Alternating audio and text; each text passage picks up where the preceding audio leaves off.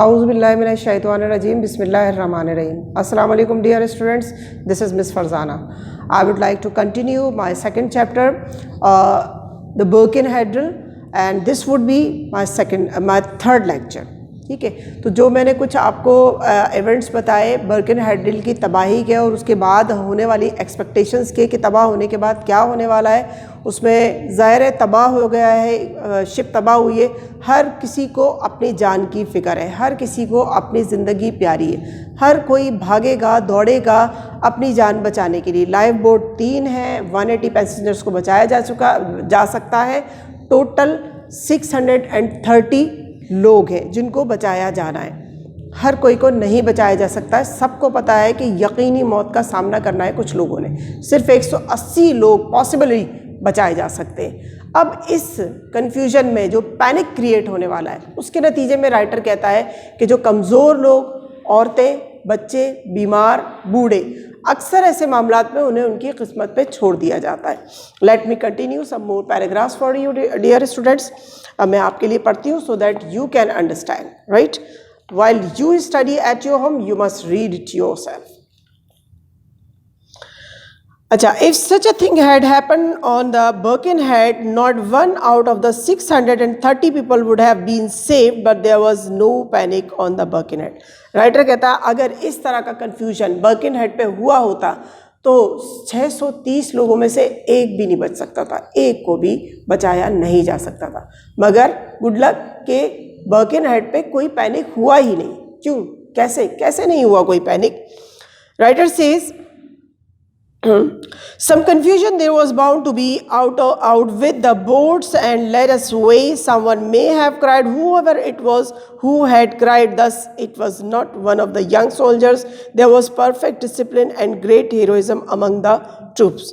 Women and children first was the order of the day.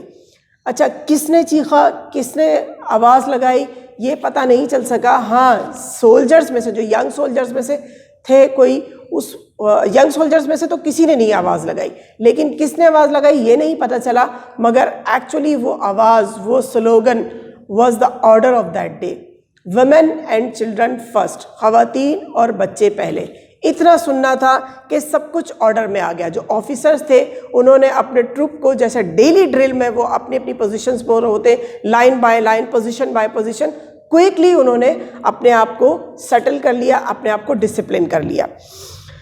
The commander of the troops is called on his men together on deck in proper drill order. जैसे कि मैंने अभी आपको बताया, line upon line of right coated soldiers with set faces stood in their ranks calmly awaiting their fate. अच्छा, line करके सारे soldiers खड़े हो गए और अपनी किस्मत का इंतज़ार करने लगे, क्योंकि अब इस वक्त उनकी किस्मत अनसीन है, क्योंकि इस वक्त वो अपनी ड्यूटी पर खड़े हैं और पूरी तरह कंसंट्रेट करते हैं अपनी ड्यूटी पर। सेट फेसेस है, कोई कहना चाहिए रिग्रेट फीलिंग्स नहीं है उनके ऊपर।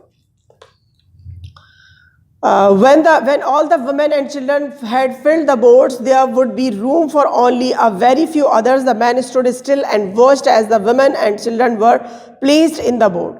As the boats sailed away, they saw the red lines, uniformed soldiers attending at attention as if they were at their daily drill. जब ख़वातीन और बच्चे बोट पर ऑन बोर्ड किए जा रहे थे, तब मर्द हजरात देखते रहे थे। 170 ख़वातीन और बच्चों की तादाद थी। उनको बोर्ड करने के बाद सिर्फ कुछ ही लोगों की, 10 लोगों की जगह बचती है, तो 10 मर्द हजरात जिसमें बूढ़े या बीमार लोग होंगे उनको सवार किया जा गया। जब बोट सेल होने लगी तो लोगों ने देखा कि जो रेड कोटेड सोल्जर्स थे वो अपनी प्लेस पर उसी तरह खड़े रहे जैसे कि वो अपनी ड्यूटी पर है, डेली ड्रिल पर है। The ships company with their captain stood by the soldiers and went down with them as the red ship sank into the waters. और जो शिप पर थे, जो सोल्जर्स थे और जो ऑफिसर्स थे, वो उसी तरह पानी में धीरे धीरे डूबती गई और वो सब के सब उसमें डूब गए। अब इसके बाद क्या होता है? A few of these struggled to the surface of the sea, held on to the pieces of the wreckage until a rescue ship arrived on the scene and picked them up. अच्छा, उसमें से कुछ या कुछ तैर कर अपने आप को बचा सके और जो जहाज़ के टूटे फूटे टुकड़े यहाँ वहाँ बिखरे हुए थे, किसी ने उस पर लटक कर अपने आप को बचाया और एक्सपेक्ट कर रहे थे रेस्क्यू टीम आ जाए तो फिर वो उनको बचाया जा सके। उनमें से भी कुछ को बचाया गया। The commander of the troop was hanging on to some wreckage when he saw two young soldiers struggling in the water. अच्छा, जो ट्रूप का कमांडर था उसने एक जहाज़ के टूटे हुए टुकड़े पर पनाह ले ली थी, उस पर हैंग करके वो अपने आप को उसने बचा ही लिया था। लेकिन उसकी नज़र पड़ती है कि दो नौजवान सोल्जर्स वो पानी में हाथ पांव मार रहे हैं और अपनी ज़िंदगी को बचाने की कोशिश कर रहे हैं। देखते उसने क्या किया। He pushed the wreckage towards them and all three held on to it. उसने वो जो टूटा हुआ जहाज़ का टुकड़ा था जिस पे वो खुद हैंग किया हुआ था वो उनकी तरफ बढ़ाया और उन दोनों को भी उस टूटे हुए टुकड़े के ऊपर ले लिया।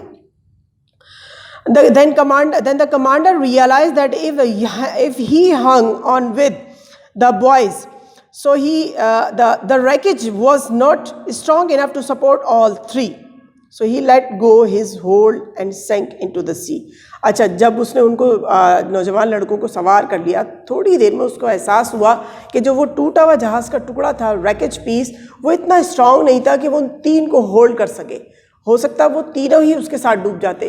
तो फिर उसने ये किया, वेट कम करने के लिए उसने उनको रिक्वेस्ट नहीं की बल्कि उसने खुद ही उस टूटे हुए टुकड़े को छोड़ दिया और पानी में डूब गया। ये उसका हीरोइज्म का एक्शन है और ये आपके आखिरी सवाल का जवाब दिए। Describe the heroic action that took place after the Birkenhead went down. ठीक है। अच्छा, the one officer of the troops who was rescued reported the determination of all hands was far more than I thought. There was not a murmur among them. अच्छा, जो officers बच गए थे उनमें से एक ने रिपोर्ट किया कि ऑर्डर्स उसी तरह परफॉर्म किए गए, डिसिप्लिन बहुत परफेक्ट था, डिटर्मिनेशन का मुजाहरा किया सोल्जर्स ने। Orders were carried out as if the man were getting on the ship instead of going to the bottom. ऐसा लग रहा था कि जो यंग सोल्जर्स थे वो शिप पर जा रहे हैं बजाय इसके कि वो जैसे डूबने जा रहे हैं। बिल्कुल प्रॉपरली वो ऑर्डर्स को फॉलो कर रहे थे। Birkenhead drill, women and children first, ख़वातीन और बच्चे सबसे पहले। Is the order followed on all ships that are in danger. Birkenhead drill means today to stand and be still facing certain death so that weaker ones may have a chance of life. अच्छा, अब women and children first, ये अब हर उस ship पर यही order follow होने लगा जिसका सामना हादसे से होता था। बर्किनहेड ड्रिल का मतलब आज लेते हैं टू स्टैंड एंड स्टिल, खड़े रहो, जमे रहो, ताकि कमज़ोरों को, दूसरों को ज़िंदगी का एक और मौका मिल सके। आपकी ताकत के आगे आप खुद दूसरों को सपोर्ट करें और ये एक बहुत बड़ा मैसेज है अगर समझा जाए। So my dear students, I have completed this chapter here and you must have understood these questions, you must have satisfied these questions. Inshallah, I'll be giving you these questions in your homework task and you will be attempting and giving me for checking. Thank you very much. Inshallah, I'll continue in my next chapter, next lecture. Till then, इजाज़त दीजिए। अल्लाह हाफ़िज़। Bye bye.